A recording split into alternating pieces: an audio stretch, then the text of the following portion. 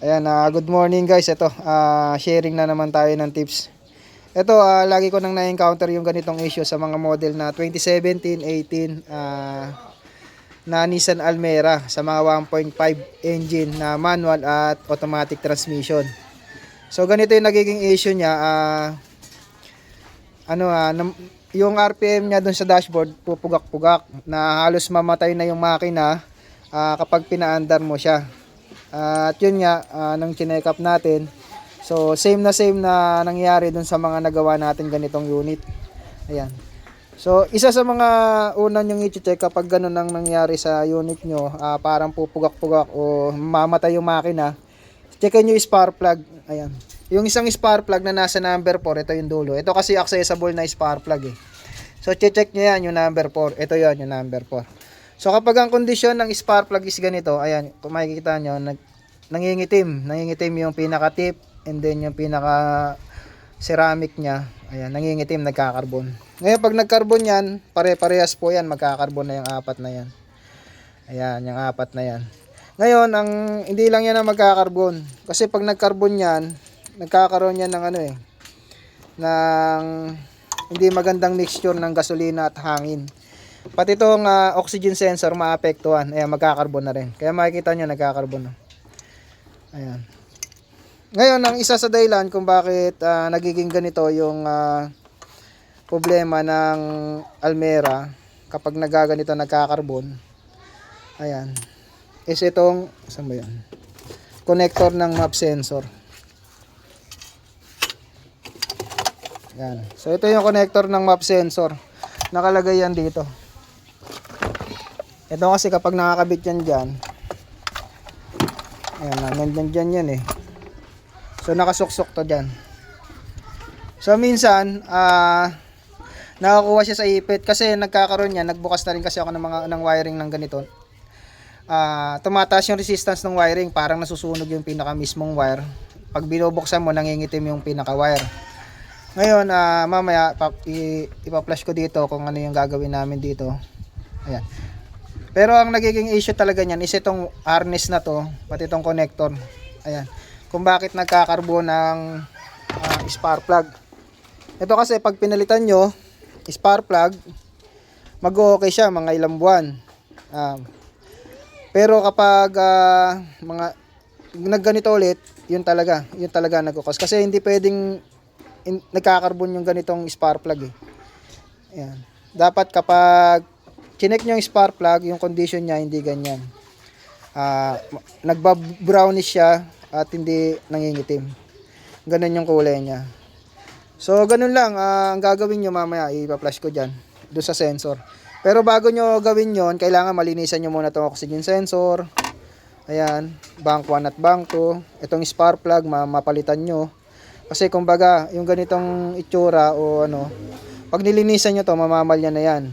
Ito na yung magiging problema nyo naman, yung spark plug.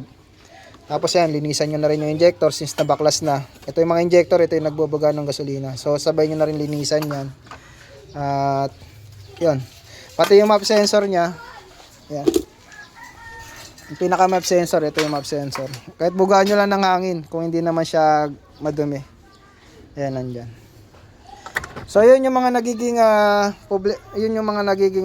problema ng Almera. Pag nagkakarbon, ang nagiging pinaka main cause is itong harness saka connector. Ngayon kapag napalitan na to o kaya nagawa na at ganun pa rin, ayan, pwedeng maging cause na rin is yung map sensor. Ayan, pwede rin kasing masira tong map sensor nang hindi lumalabas sa scanner. So kahit anong scan nyo, wala kayo talagang madedetect dyan. Pero yun nga, pag mababa kasi yung reading na binabato nito, yung ECU, nagmi-miscalculation yan pagdating sa air and fuel mixture niyan. So mangyayari, pwedeng lean, pwedeng rich yung mixture niya at hindi maganda yung sunog. Ganyan na nangyayari. Pag hindi kasi maganda ang sunog, magkakaroon ng misfire, tapos incomplete combustion ang nangyayari dun sa loob ng ating engine. Kaya magke-create siya ng carbon deposit. Yan.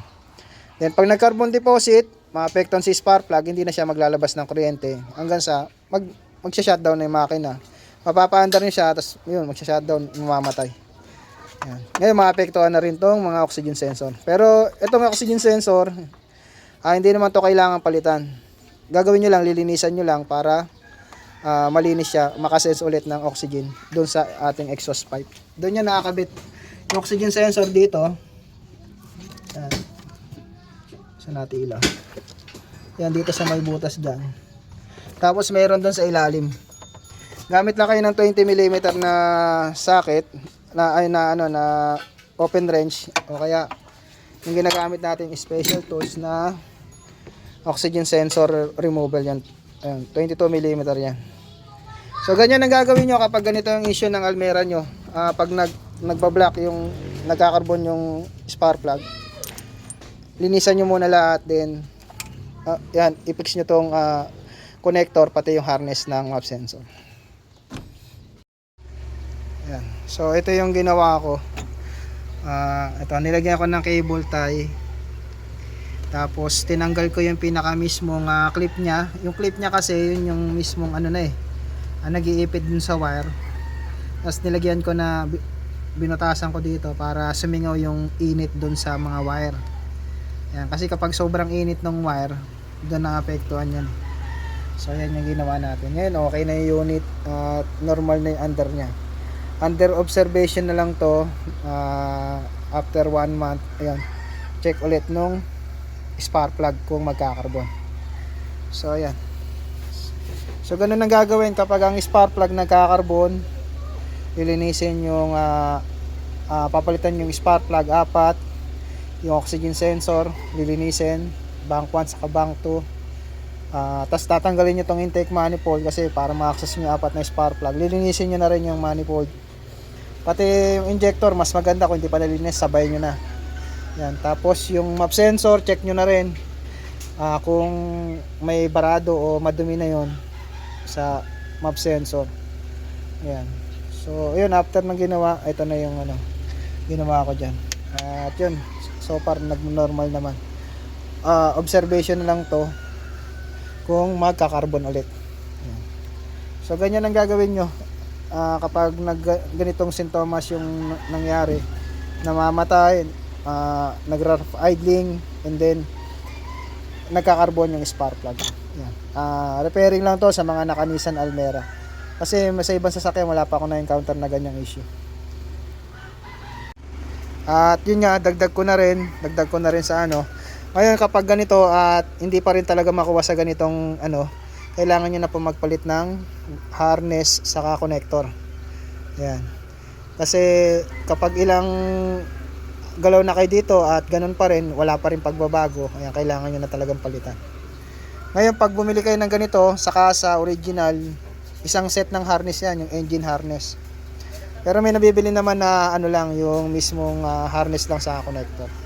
Yan, check na lang kayo sa online. So okay na tong unit.